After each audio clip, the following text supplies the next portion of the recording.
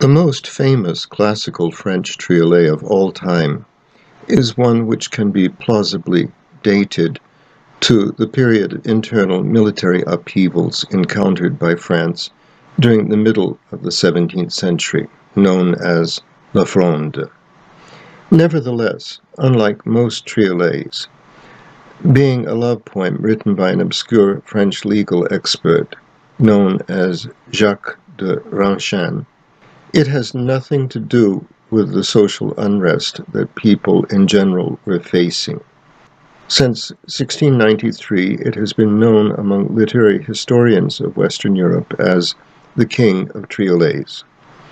I will now read my English translation, which is fully faithful to the rhythmic expectations and other rules of the classical French triolet, and of which this triolet is the most famous example. The day that came the first in May, no happy day that day has bettered. The plans I made were good that day, the day that came the first in May. My eyes with love about you lay, when Sylvie, you, my heart unfettered. The day that came the first in May, no happy day that day has bettered.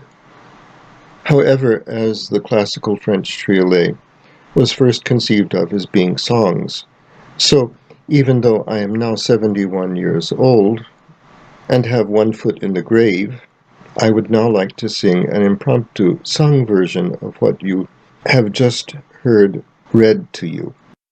The day that came the first in May, no happy day that day has bettered.